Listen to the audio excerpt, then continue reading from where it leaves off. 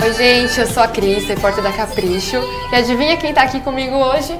A Taylor Swift.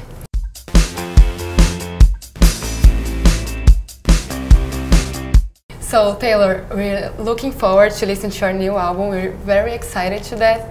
Thank you. And we wanted to know, how many songs did you write before getting to the chosen ones? I wrote probably 30 songs before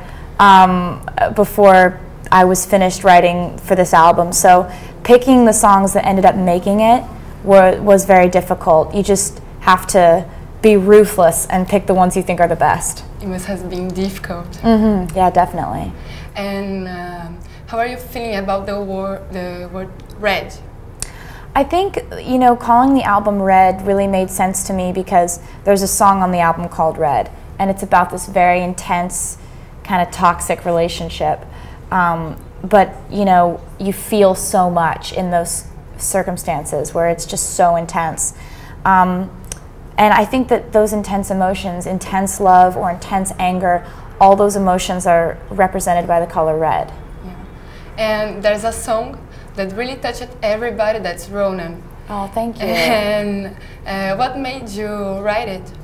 I wrote the song Ronan about a blog that I read. It was this mother who, her son was battling cancer, and I checked back a couple months later and he had passed away. And I was so affected by that. It devastated me. And the way that she wrote about it devastated me because here she was bearing all of her emotions online, and it reminded me kind of why I turn to songwriting. When I'm going through something really difficult, I need to write about it.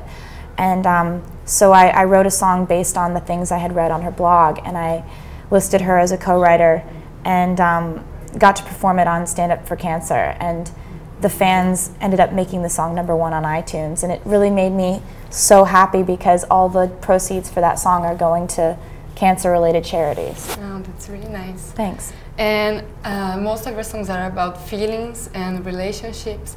Has love let you down many times? Yeah, but love has also been awesome. You know, I mean, I think love is one of those things that it's only really bad because it was once good. You know, you can't miss something that was never amazing. So I think that what I've learned is that even if it ends badly, it's worth it if it made you feel something, if it taught you something. Yeah. And now talking about fashion, do you like it? Are you a fashionist girl? I love fashion. I love mostly vintage fashion, looking at pictures of women who lived 50, 60 years ago and getting inspiration from what women used to wear. And do you have any tips for your Brazilian Swifties?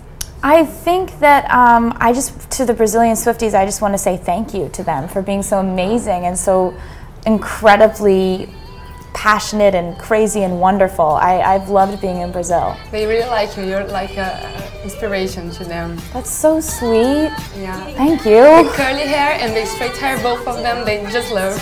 Really? Yeah. That's great. Thank you.